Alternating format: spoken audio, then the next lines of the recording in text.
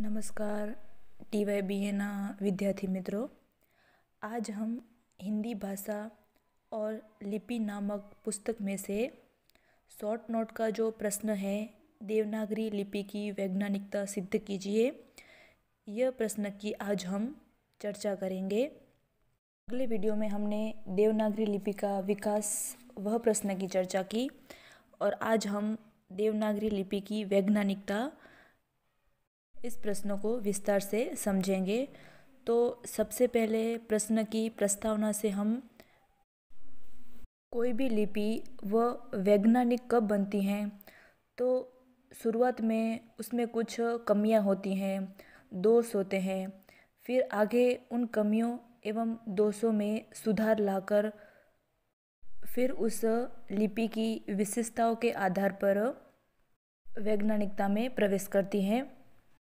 उत्तर प्रदेश की सरकार ने भी मुद्रण कला की दृष्टि से लिपि में कुछ सुधार किए थे और प्रारंभिक कक्षाओं में उस लिपि सुधार के आधार पर पुस्तकें भी छपी थी, पर वह संशोधन अपने में अपूर्व था। यानी कि लिपि में सुधार करने का कार्य सर्वप्रथम उत्तर प्रदेश की सरकार ने किया था और वह भी मुद्रण यानी कि छपाई के माध्यम से। यानी कि उस लिपि में सुधार करने के लिए उत्तर प्रदेश की सरकार ने कुछ पुस्तकें छापी थी एवं उसके आधार पर संशोधन भी किया था, लेकिन वह संशोधन आज तक अपूर्ण ही रहा। फिर आगे चलकर नागरी लिपि के सुधार का कार्य शुरू हुआ। अब कोई भी भाषा में सुधार करने के लिए उस लिपि को सरल रूप देना अत्यंत आवश्यक है।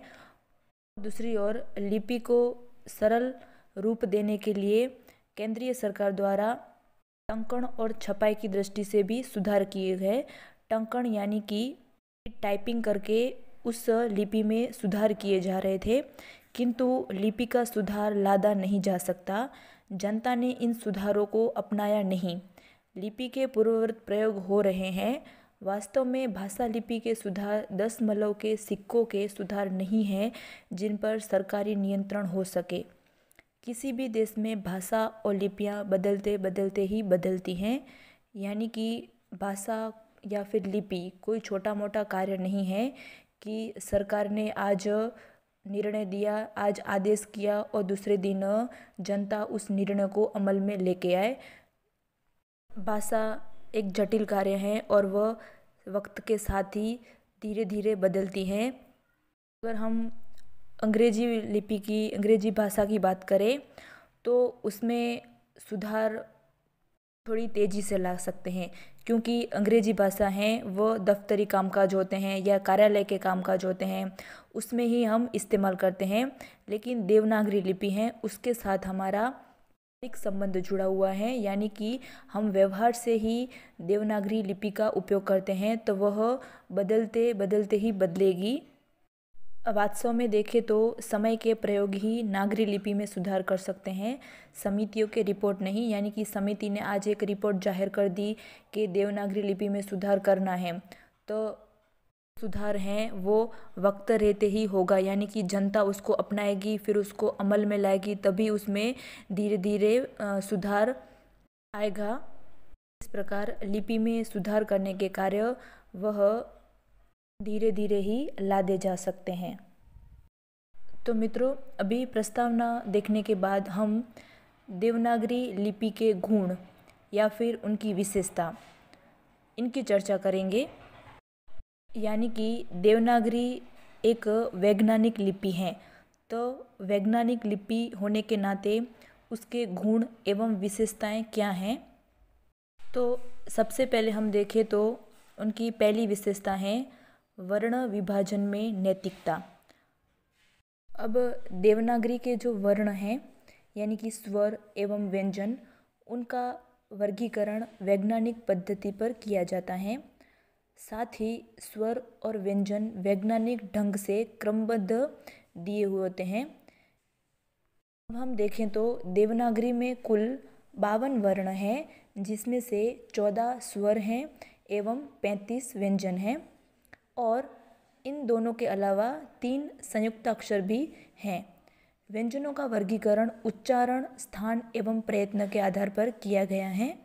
अब इन विभाजन के कारण वर्णों का जो रूप है वो शुद्ध एवं उच्चारित में भी वैज्ञानिक क्रमबद्धता लिए हुए हैं। दूसरी ओर ये वर्ण सुव्यवस्थित क्रम में होने के कारण हमें उसको याद रखने में भी आसानी होती है। रोमन लिपि में स्वर और व्यंजन परस्पर मिले हुए हैं, किंतु देवनागरी लिपि में यह समस्या नहीं है। देवनागरी में पहले स्वर ध्वनियाँ दी हुई हैं, फिर व्यंजन ध्वनियाँ। इस तरह स्वर और व्यंजन दोनों अलग अलग और क्रमबद्ध तरीके से दिए हुए हैं। जबकि हम अंग्रेजी की बात करें तो अंग्रेजी में स्वर और व्यंजन दोनों साथ में दिए हुए हैं, जैसे कि ए, बी, सी, डी और ई व स्वर हैं तो वह बीच में है। वैसे ही स्वर और व्यंजन दोनों मिले हुए हैं, उनका अलग अलग विभाजन नहीं किया गया है। लेकिन देवनागरी में इसकी समस्या उत्पन्न नहीं होती, क्योंकि देवनागरी में व्यंजन भी अलग दिए हुए हैं एवं स्वर भी अलग दिए हुए हैं। तो इस आधार पर हम कह सकते हैं कि देवनागरी में वर्ण विभाजन में वैज्ञानिक को देखने को मिलती है, यानी कि उसमें वह क्रमबद्ध तरीके से दिए हुए हैं और दूसरा कि वो पठन में और लिखित में भी सरल होते हैं। अब हम बात करेंगे वैज्ञानिक लिपि के दूसरी विशेषता की, वह है प्रत्येक ध्वनि के लिए एक चिन्ह। देवनागरी लिपि की यह मुख्य विशेषता है कि इसमें एक ध्वनि के लिए केवल एक ही चिन्ह होता है, जबकि हम दूसरी लिपि देखें जैसे कि रोमन लिपि है, फारसी लिपि है, उसमें एक ध्वनि के लिए कई सारे चिन्हों का उपयोग किया जाता है। किंतु देवनागरी में यह समस्या नहीं है। देवनागरी में एक ध्वनि के लिए केवल एक ही चिन्ह का उपयोग किया जाता है। जैसे हम क नाम का ध्वनि लेंगे तो उससे क नाम से क की ही ध्वनियाँ बनेंगी, लेकिन रोमन लिपि में उच्चारण उसका एक ही ध्वनि जैसा होता है, पर लिखने के उसके रूप अलग अलग होते हैं। जैसे कि कैट है तो उसका उच्चारण हम क से करते हैं, पर वो लिखा सी से जाता है। वैसे ही किंग है तो उसका उच्चारण हम भी क से ही करते हैं, लेकिन लिखा वो के से जाता है। फिर अगला है क्वीन, तो उसका भी उच्चारण हम क नाम से ही करते हैं, लेकिन वह लिखा क्वी से जाता है। फिर आगे है केमिस्ट्री, उसका भी उच्चारण हम क से ही करते हैं, लेकिन लिखा वह सी से जाता है। वैसे ही ये सभी उदाहरण देखें जो जिसका उच्चारण या फिर तो इसकी शुरुआत क से होती है, लेकिन लिखने का तरीका सबका अलग अलग है, यानी कि ध्वनि एक है पर उसके चिन्ह अलग अलग हैं। ये समस्या होती है रोमन लिपि में, जबकि देवनागरी में एक ही ध्वनि के लिए एक ही चिन्ह का उपयोग होता है।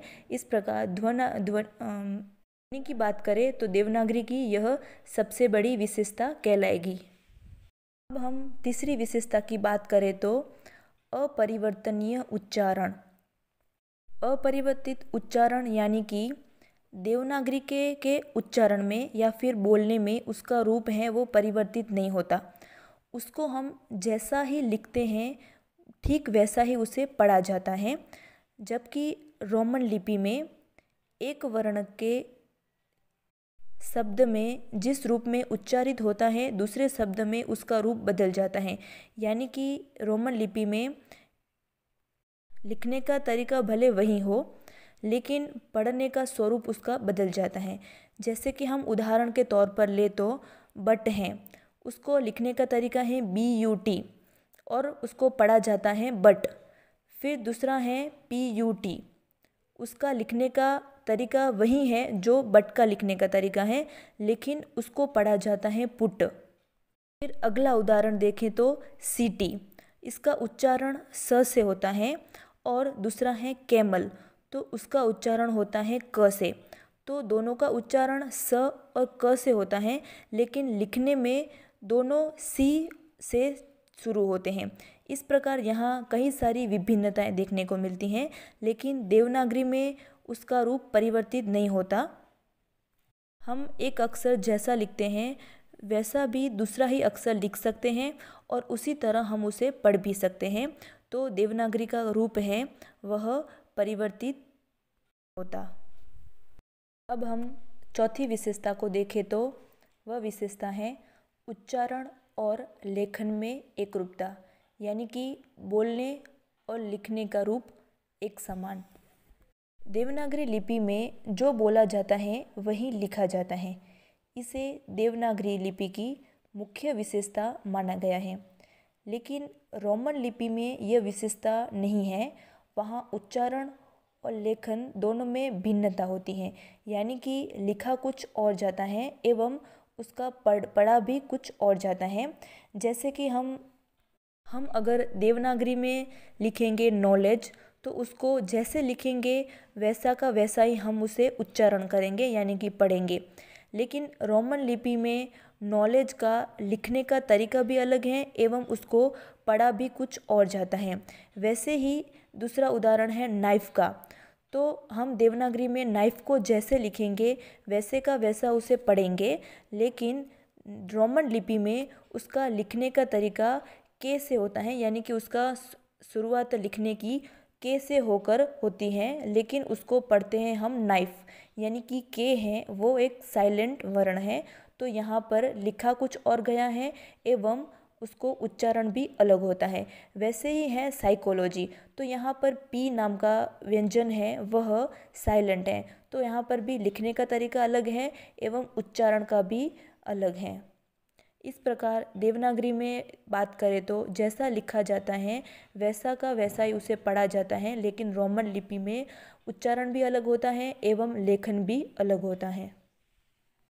आगे पांचवी विशेषता है वर्णनात्मक लिपि। अब देवनागरी लिपि वर्णनात्मक लिपि है, ध्वन्यात्मक नहीं है, क्योंकि इसके सभी वर्ण उच्चारण के अनुरूप होते हैं। रोमन लिपि और फारसी लिपि में यह गुण नहीं देखने को मिलता, यानी कि देवनागरी लिपि में ज ध्वनि को अंकित करने के लिए ज वर्ण का ही प्रयोग होता है, यानी कि ज नाम से हमें कुछ शब्द बनाना होता है। तो उस जैसे कि जहाज है, तो हम जहाज उच्चारण करेंगे तो हम लिखेंगे भी ज से, किंतु रोमन लिपि में ज नाम के व्यंजन को अंकित करने के लिए जी, जेड या फिर जे का प्रयोग किया जाता है। जैसे कि हम बोलेंगे जूस, फिर बोलेंगे जिब्रा और फिर बोलेंगे जिराफ, तो ये तीनों वर्ण हमने झ से बोले, लेकिन उसका लिखने का तरीका किसी का जे से होगा, किसी का जेड से होगा, तो किसी का जे से होगा। इस प्रकार एक ही ध्वनि को अंकित करने के लिए कई सारे चिन्ह के प्रयोग किए जाते हैं, लेकिन देवनागरी लिपि में ऐसा दोष नहीं है। देवनागरी में हम जिस वर्ण का उपयोग करेंगे उसको उसी लिपि में लिखेंगे। तो ये देवनागरी लिपि की सबसे बड़ी विशेषता कही जाएगी कि वर्णनात्मक है, उसको हम जैसा वर्णन करते हैं वैसा ही लिखते हैं, जबकि रोमन लिपि में एक ही शब्द के लिए कई सारे व्यंजन देखने को मिलते हैं। अब अगली देवनागरी की विशेषता की बात करें तो है समग्र ध्वनियों को अंकित करने की क्षमता। देवनागरी लिपि में किसी भी भाषा में प्रयुक्त होने वाली समग्र ध्वनि को अंकित किया जा सकता है। रोमन लिपि इस दृष्टि से सक्षम नहीं है। उदाहरण के लिए रोमन लिपि में हिंदी भाषा में प्रयुक्त होने वाली ध्वनियाँ न, ण या ज को व्यक्त करने के लिए केवल एन से ही काम चलाया जाता है। सब जानते हैं कि न और ण तथा ड अलग अलग ध्वनियाँ हैं, किंतु अंग्रेजी की रोमन लिपि में इसके अंतर को व्यक्त करने के लिए अलग अलग लिपि चिन्ह नहीं है, यानी कि हमें एन से कोई शब्द बनाना होगा या फिर ण से कोई शब्द बनाना होगा, तो इन दोनों शब्दों के लिए हमें केवल एक ही व्यंजन का उपयोग करना पड़ेगा एन। लेकिन देवनागरी में ऐसा नहीं है। देवनागरी में न अक्षर के लिए भी अलग लिपि चिन्ह है एवं ण अक्षर के लिए भी अलग लिपि चिन्ह है। इससे स्पष्ट है कि वह रोमन लिपि से केवल काम चला सकते हैं, किंतु हिंदी भाषा में प्रयुक्त ध्वनियों को ठीक ठीक नहीं लिख सकते। अब हम महाप्राण की बात करें तो रोमन लिपि में महाप्राण वह व्यंजन भी स्वतंत्र रूप से अलग वर्ण के रूप में नहीं है, केवल एच लगाकर व्यंजन को महाप्राण बना लिया जाता है, जो अधिक उचित नहीं है। अपनी क्षमता के कारण आज देवनागरी लिपि समस्त भारतीय भाषाओं की लिपि बनने में समर्थ है। तो इस विशेषता के द्वारा हमने समझा कि देवनागरी में अलग अलग अक्षर को अंकित करने के लिए जो अलग अलग चिन्ह का उपयोग होता है वो रोमन लिपि में ऐसा नियम नहीं है। रोमन लिपि में एक अलग अलग अक्षर के लिए सिर्फ एक या दो ही चिन्ह होते हैं। अब अगली विशेषता देखें तो गद्यात्मक लिपि। देवनागरी लिपि की एक विशेषता यह भी है कि यह अत्यंत व्यवहारिक एवं गद्यात्मक है। आवश्यकता अनुसार इसके अनेक नए लिपि चिन्हों को भी अंगीकार कर लिया गया है। उदाहरण के लिए फारसी लिपि की जो ध्वनियाँ हिंदी में उपयोग की जा रही हैं, उन्हें व्यक्त करने के लिए देवनागरी लिपि के कई वर्णों के नीचे बिंदी लगाकर उच्चारण को विशिष्ट बना दिया जाता है, जैसे कि क, ख, ज, फ। इसी प्रकार अंग्रेजी शब्द में व्यक्त होने वाली ओ ध्वनि को भी देवनागरी लिपि में एक वर्ण के रूप में कहीं कहीं आ गई है। इस प्रकार देवनागरी लिपि स्थिर एवं अपरिवर्तनीय लिपि न होकर गद्यात्मक है, यानी कि देवनागरी लिपि है उसमें बार बार परिवर्तन नहीं हो सकता, वह गद्यात्मक एवं स्थिर लिपि है, परिवर्तित रूप लिपि नहीं है। अब अगली विशेषता है सरल, कलात्मक एवं सुंदर। अब देवनागरी लिपि रोमन और फारसी लिपि की तुलना में एकदम सरल, कलात्मक एवं सुंदर है। अब हम रोमन लिपि की बात करें तो वह अलग अलग रूपों से लिखी जाती हैं, जैसे कि प्रथम उसके अक्षर कैपिटल होते हैं, बाद में वह स्मॉल लेटर में बदल जाती हैं। यानी कि लिखने की शुरुआत में हम कैपिटल अक्षर से शुरुआत करते हैं और फिर बाद में हम उसको स्मॉल लेटर से लिखते हैं। यानी कि कोई भी व्यक्ति का हमें नाम लिखना होता है तो पहले हमें उसको कैपिटल अक्षर में लिखना पड़ता है और बाद में सभी अक्षर को हम स्मॉल लेटर में लिखते हैं। लेकिन देवनागरी में ऐसी समस्या नहीं है। देवनागरी में केवल एक ही तरह से लिखा जाता है। फारसी लिपि लिखने में बड़ी कठिन है, लेकिन देवनागरी लिखने में भी सरल है, ना कोई उसमें समस्या उत्पन्न हो वैसा कोई नियम है और देखने में भी सुंदर लगती है। देवनागरी में रोमन लिपि जैसा कोई गुण नहीं है कि उसको पहला अक्षर वो अलग लिखा जाए फिर बाद के अक्षर उसका रूप अलग हो जाए, वैसा कोई समस्या या नियम नहीं है। लेकिन रोमन लिपि में ये समस्या है कि पहला अक्षर वो कैपिटल लिखा जाता है एवं बाद के अक्षर को हम स्मॉल लेटर में लिखते हैं। अब आगे की विशेषता देखें तो कम खर्चीली। तो लिपि की एक विशेषता यह भी होनी चाहिए कि वह कम खर्चीली हो, अर्थात कम स्थान घेरती हो तथा मुद्रण यानी कि छपाई में एवं टाइपिंग आदि में वो ज़्यादा खर्चीली ना हो। देवनागरी लिपि संयुक्त अक्षरों एवं मात्राओं के कारण कम स्थान घेरती हैं, जबकि रोमन लिपि एवं फारसी लिपियां हैं वह ज़्यादा खर्चीली होती हैं, यानी कि लिखने में वह ज़्यादा स्थान ग्रहण करती हैं। जैसे कि हमें देवनागरी में संयुक्तर अक्षरों का समावेश होता है, यानी कि कोई हमें शब्द लिखना होता है तो हम उन शब्दों को जोड़ के स्थान व शब्द कम लेते हैं। और ऊपर से देवनागरी में मात्राएं भी होती हैं, ह्रस्व दीर्घ ये सब ध्वनियाँ होती हैं, तो इससे स्थान है वो कम लगता है, यानी कि जगह है वो लिखने में कम लगती हैं। लेकिन यदि हमें अंग्रेजी लिपि में लिखना होता है तो वो स्थान ज़्यादा घेरती हैं, क्योंकि उसमें संयुक्ताक्षर नहीं है। संयुक्ताक्षर बनाने के लिए हमें स्वर या व्यंजन दो बार लिखने पड़ते हैं। इसी कारण देवनागरी लिपि हैं वह कम खर्चीली हैं एवं रोमन लिपियाँ या फिर फारसी लिपियाँ हैं उसमें संयुक्ताक्षर नहीं होते, इसलिए वह स्थान भी ज़्यादा घेरती हैं एवं टाइपिंग मुद्रण में भी वह ज़्यादा खर्चीली हो जाती हैं। एक शब्द दिया हुआ है कि थोथा, तो अभी देवनागरी में केवल दो शब्द से ही काम चल गया, जबकि इंग्लिश लिपि में यानी कि अंग्रेजी भाषा में उसको बनाने के लिए 4 अक्षरों का प्रयोग हुआ, जबकि देवनागरी लिपि में केवल 2 अक्षरों का। फिर दूसरा, तो स्कूल में हम 2 संयुक्त अक्षर हैं स्कू, यानी कि स्कू स और कु वो संयुक्त अक्षर हुए और दूसरा है ल, जबकि इसी संयुक्त अक्षरों को अंग्रेजी में नहीं लिखा जाता, तो अंग्रेजी में स्कूल के लिए 6 अक्षरों का सहारा लिया गया। इस तरह कह सकते हैं कि देवनागरी लिपि हैं वह कम स्थान घेरती हैं एवं रोमन लिपि हैं वह ज़्यादा स्थान घेरती हैं। अब आगे है स्पष्टता। देवनागरी लिपि में पर्याप्त स्पष्टता है। इसमें एक वर्ण में दूसरे वर्ण का भ्रम होने की बहुत कम गुंजाइश है, किंतु फारसी लिपि में यह दोष बहुत देखने को मिलता है। यानी कि देवनागरी लिपि के ऐसे व्यंजन बहुत ही कम देखने को मिलते हैं जो एक दूसरे में भ्रम उत्पन्न ना करे, जबकि रोमन लिपि में ऐसे बहुत सारे व्यंजन एवं स्वर हैं कि जिसको देखने से परस्पर भ्रम उत्पन्न होता है। जैसे कि ई और सी, वो देखने में एक समान लगते हैं, बस थोड़ा सा ही उनमें फ़र्क देखने को मिलता है।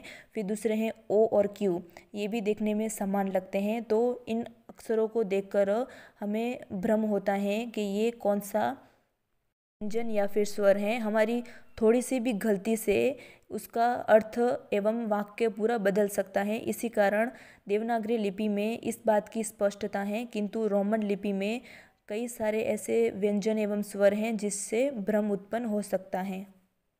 अब आगे है नियमबद्धता। देवनागरी लिपि में जो नियमबद्धता है वह संसार की किसी भी लिपि में देखने को नहीं मिलता। इसमें प्रत्येक वर्ण अपने निश्चित स्थान पर क्यों है, इसका उत्तर दिया जा सकता है। वाग्यंत्रों को ध्यान में रखकर तथा उच्चारण स्थान में रखकर इसके स्वरों एवं व्यंजनों का स्थान निर्धारित किया गया है। यानी कि देवनागरी लिपि में जो व्यंजन दिए हुए हैं वह इस प्रकार से क्यों हैं, तो ये हम नीचे का उदाहरण जब देखेंगे तो हमें ज्ञात होगा कि देवनागरी में ये जो वर्ण है ये इस क्रम से क्यों दिए हुए हैं, इसके पीछे भी एक कारण है। जबकि हम रोमन लिपि की बात करें तो रोमन लिपि में ए के बाद बी क्यों आता है, बी के बाद सी क्यों आता है, इसका कोई कारण नहीं है।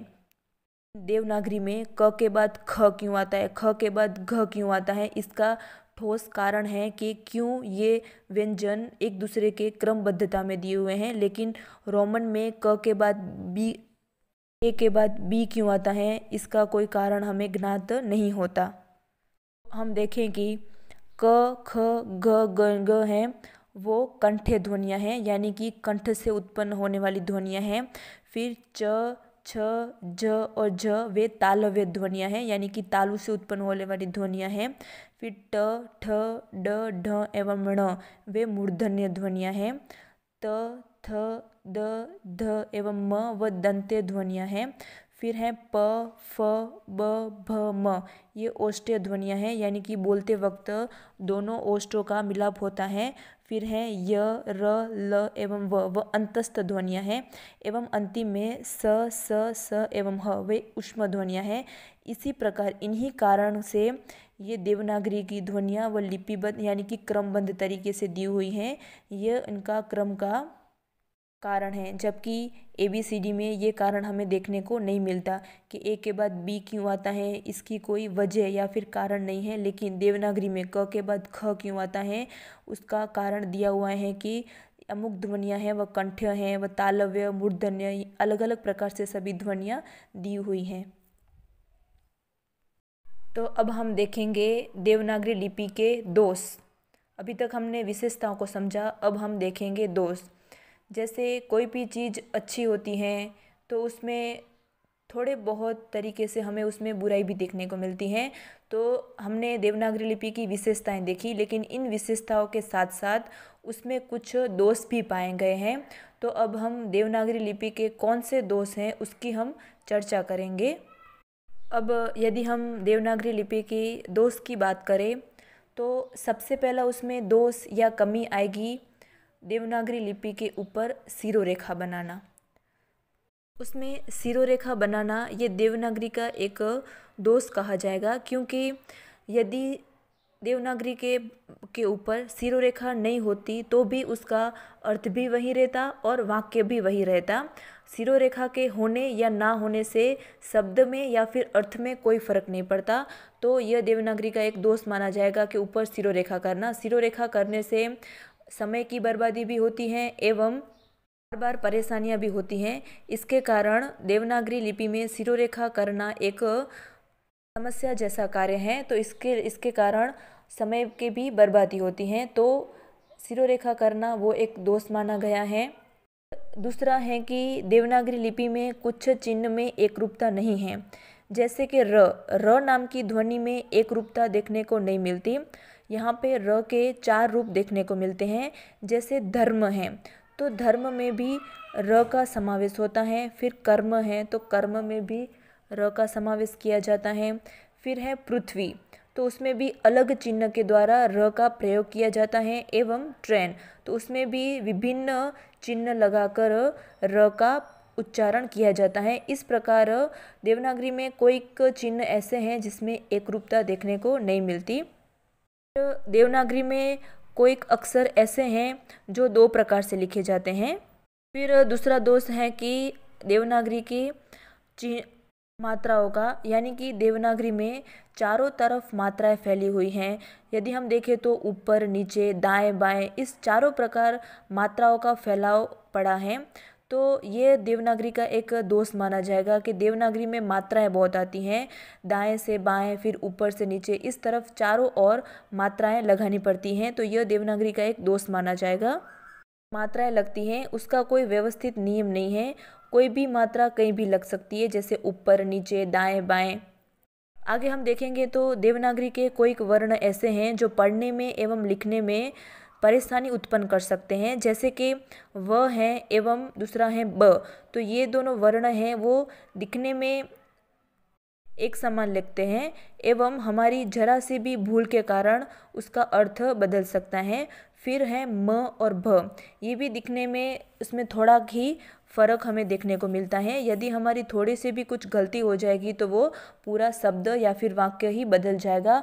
फिर है ध और घ, ये भी साम्य रूप है, इनमें भी साम्यता देखने को मिलती है। देवनागरी के गुण एवं दोष को समझने के पश्चात अब हम देखेंगे देवनागरी में वैज्ञानिकता।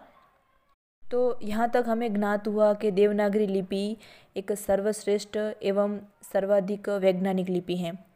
लेकिन जब कभी भी इस लिपि की वैज्ञानिकता की चर्चा होती है तब हिंदी का प्रखर समर्थक भी देवनागरी के पक्ष में अपनी बात को तर्कों एवं तथ्यों से पुष्ट नहीं कर पाता।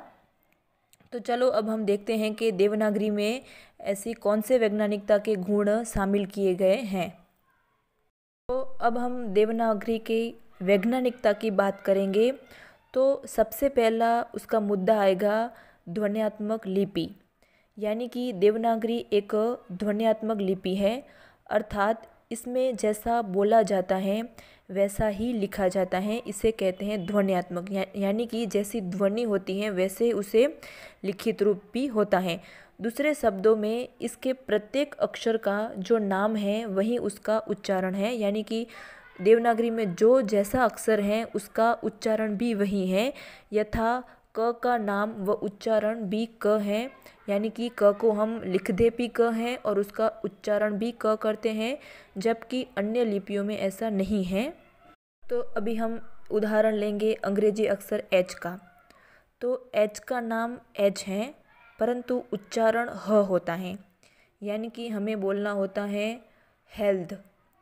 तो हम ये अक्षर है ये एच से शुरू होता है लेकिन हम उसको उच्चारण ह से यानी कि हेल्थ ऐसा करते हैं। फिर आगे का एक अक्षर है डब्ल्यू, ये लिखा डब्ल्यू जाता है पर उसका उच्चारण व होता है, जैसे कि वॉच। तो वॉच जो है वो लिखा जाता है डब्ल्यू से पर उसका उच्चारण होता है व से। फिर एक अक्षर है जी, अब उसको लिखते हैं जी परंतु उसका उच्चारण होता है घ से, जैसे गुड गॉड, ये सबको हम लिखते तो जी से हैं पर उसका उच्चारण होता है घ से। केवल ओ के अतिरिक्त सभी अक्षरों का उच्चारण उनके नाम से अलग होता है। यहाँ तक कि कई शब्दों में ओ का उच्चारण भी ओ नहीं होता, जैसे कि एक अक्षर है कलर, तो ओ होता है तो उसका उच्चारण भी हम ओ से करते हैं, लेकिन यहाँ पर COLOUR लिखा हुआ है फिर भी हम उसका उच्चारण ओ ना करके अ करते हैं, यानी कि कलर, कॉलर नहीं करते हैं, कलर ऐसा हम उसका उच्चारण करते हैं। ग्रीक लिपि में अ उच्चारण के लिए काम लिया जाने वाला अक्षर अल्फ़ा, अ के लिए, ब के लिए बीटा, घ के लिए गामा आदि सब अक्षर हैं। अब ग्रीक लिपि के अन्य अक्षरों के नाम जो हैं जैसे कि theta, pi, sigma, epsilon, lambda, mu, phi, psi, omega आदि। तो ये देखी हमने देवनागरी की ध्वन्यात्मकता, यानी कि देवनागरी में जैसा उच्चारण किया जाता है वैसा ही लिखा जाता है, किंतु रोमन लिपि में उच्चारण भी अलग होता है एवं लिखावट भी अलग होती है। अब आगे की देवनागरी में वैज्ञानिकता देखें तो एक अक्षर एक उच्चारण। इस लिपि की दूसरी विशेषता यानी कि दूसरी वैज्ञानिकता यह है कि यहाँ किसी भी अक्षर का एक ही उच्चारण और साथ ही एक ही उच्चारण के लिए एक ही अक्षर है, यानी कि इस लिपि में ऐसा नियम नहीं है कि किसी अक्षर का उच्चारण एक शब्द में तो एक प्रकार का और दूसरे शब्द में दूसरे प्रकार का करे। इसका वैज्ञानिकता यही है कि एक उच्चारण के लिए एक ही अक्षर लिखा जाता है, ना कि एक उच्चारण के लिए अलग अलग अक्षर। इसी प्रकार ऐसी अर्थव्यवस्था भी नहीं है कि किसी उच्चारण के लिए एक शब्द में तो एक अक्षर का प्रयोग का हो और दूसरे शब्द में दूसरे प्रकार का। यह अर्थव्यवस्था भी नहीं है कि उच्चारण के लिए एक शब्द में तो एक अक्षर का प्रयोग किया जाए, जबकि उसी उच्चारण के लिए दूसरे शब्द में किसी अन्य अक्षर का प्रयोग किया जाए। इसका अर्थ यह होता है कि एक ही शब्द में एक ही उच्चारण के लिए भिन्न भिन्न अक्षरों का प्रयोग कर लिया जाए। अक्षरों के एक समूह का सदैव एक ही उच्चारण होगा। उदाहरण देखें तो रोमन लिपि में व के उच्चारण के लिए कभी वी का उपयोग होता है, कभी डब्ल्यू का उपयोग होता है। जैसे हमें बोलना होता है वैन, तो VAN, तो उसके लिए भी हमने व का प्रयोग किया। और दूसरा हम उदाहरण लेंगे वॉच, तो WATCH, तो उसके लिए भी हमने व का उच्चारण किया, जबकि लिखा हमने W। इसी प्रकार रोमन लिपि में एक ही अक्षर के भिन्न अर्थ हो सकते हैं, यहाँ तक कि एक ही शब्द में भी भिन्नता देखने को मिलती है। जैसे एक शब्द है वोवेल, तो वोवेल में पहले बार व के लिए वी का इस्तेमाल किया और दूसरी बार भी हमने व ही बोला, तो उसके लिए हमने W का इस्तेमाल किया। फिर ये अक्षर C, तो C कभी क के लिए इस्तेमाल होता है तो कभी स के लिए इस्तेमाल होता है। इस प्रकार रोमन लिपि में एक अक्षर का उच्चारण एक ही ध्वनि से नहीं होता, बल्कि एक उच्चारण के लिए अलग अलग ध्वनियों का उपयोग किया जाता है, जबकि देवनागरी में यह वैज्ञानिकता सिद्ध है कि उसमें एक ही अक्षर के लिए एक ही उच्चारण एवं ध्वनि का उपयोग किया जाता है। देवनागरी की वैज्ञानिकता देखेंगे तो मात्राओं द्वारा व्यंजनों का सुनिश्चित परिवर्तन। इसका अर्थ यह होता है कि व्यंजनों पर केवल मात्रा लगाने से ही उसका उच्चारण परिवर्तित हो जाता है, यानी कि हमें किसी शब्द का उच्चारण करने के लिए हमें उस शब्द में दूसरा शब्द जोड़ने की ज़रूरत नहीं है, सिर्फ हम मात्रा लगाएंगे तो भी उसका उच्चारण परिवर्तित हो जाएगा। साथ ही प्रत्येक मात्रा प्रत्येक व्यंजन के साथ सभी समय एक ही प्रकार का परिवर्तन हो जाता है। कोई अन्य अक्षर भी लिखना नहीं पड़ता, यानी मात्रा केवल मात्राओं से ही काम चल जाता है, हमें कोई दूसरा अक्षर लिखने की ज़रूरत नहीं पड़ती।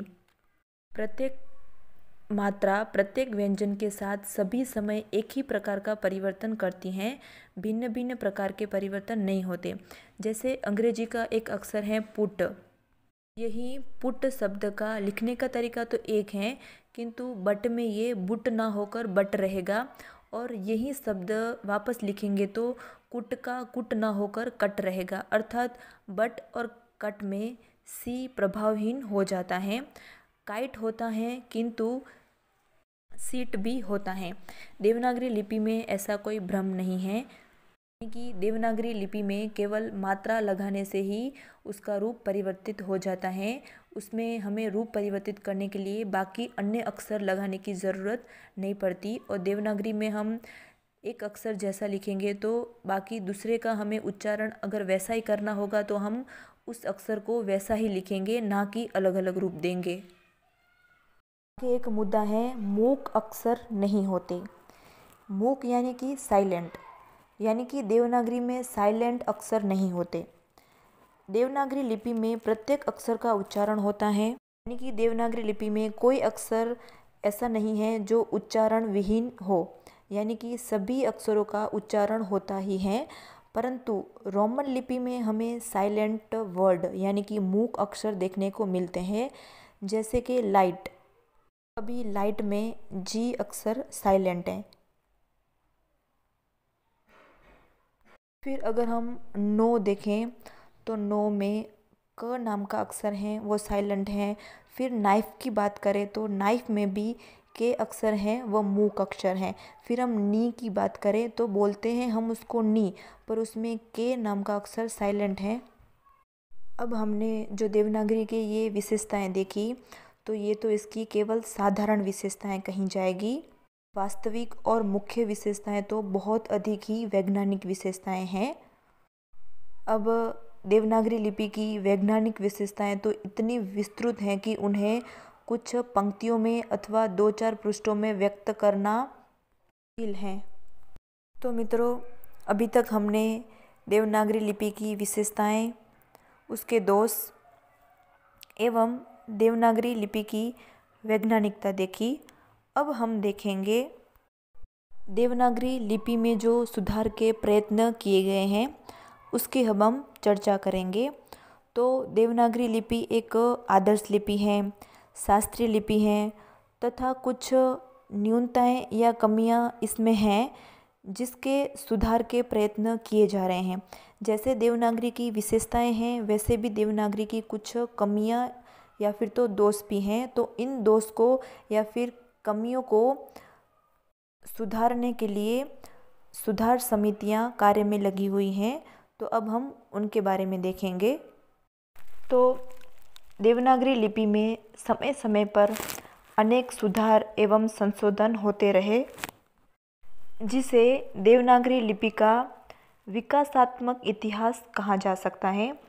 ये सुधार इनके दोषों का निराकरण करने के लिए तथा इसे लेखन व टंकण आदि की दृष्टि से अधिक उपयोगी बनाने के लिए किए जा रहे हैं। यानी कि देवनागरी लिपि में जो गिने चुके दोष रह गए हैं, उस दोष को लुप्त करने के लिए जो प्रयास किए जा रहे हैं, तो वह क्यों किए जा रहे हैं, तो देवनागरी लिपि को अधिक मूल्यवान एवं उपयोगी बनाने के लिए इन सुधारों एवं संशोधनों का क्रमबद्ध विवेचन सर्वप्रथम बम्बई के महादेव गोविंद रानाडे ने एक लिपि सुधार समिति का गठन किया और महाराष्ट्र साहित्य परिषद पूर्ण ने सुधार योजना तैयार की। सन 1904 में तिलक ने केसरी पत्र में देवनागरी लिपि के सुधार की चर्चा की। परिणाम स्वरूप देवनागरी के टाइपों की संख्या 190 निर्धारित की गई और इन्हें तिलक टाइप कहा गया। इसके बाद वीर सावरकर, महात्मा गांधी, विनोबा भावे और काका कालेलकर ने इस लिपि में सुधार करने का प्रयास करते हुए इसे सरल एवं सुगम बनाने का प्रयास किया। हरिजन पत्र में काका कालेलकर ने देवनागरी की स्वर ध्वनियों के स्थान पर अ पर मात्रा लगाने का सुझाव दिया, जिससे देवनागरी में वर्णों की संख्या कम की जा सके। फिर दूसरा एक सुधार किया गया कि शास्त्रीय लिपि में अक्षरों में किसी प्रकार की भ्रांति होने की गुंजाइश नहीं होनी चाहिए। जैसे कि देवनागरी में एक व्यंजन है ख, तो ख इस प्रकार लिखा जाता है कि उसमें र और व वो दोनों अलग अलग होकर भ्रम उत्पन्न ना करे। इस संदर्भ में ये सुधार सूचित किया गया है कि र की रेखा को व से जोड़ दिया जाए, जिससे र और व वो अलग अलग न हो जाए, क्योंकि अलग अलग होने से उसका अर्थ ही बदल जाता है। तो र और व को इस तरह जोड़ दे कि वो ख ही लगे, ना कि र। तो इस प्रकार देवनागरी में इस प्रकार के सुधार किए गए हैं। तो अब हम निष्कर्ष के तौर पर कह सकते हैं कि देवनागरी लिपि में जो न्यूनताएं हैं उनमें क्रमशः सुधार हो रहा है। यानी कि देवनागरी लिपि में जो दोष पाए गए हैं, अब उस दोष को हटाने के लिए उसमें सुधार किए जा रहे हैं। राष्ट्रभाषा के लिए देवनागरी का प्रयोग होने से उसे सरल सुबोध बनाने का प्रयत्न जरूरी है।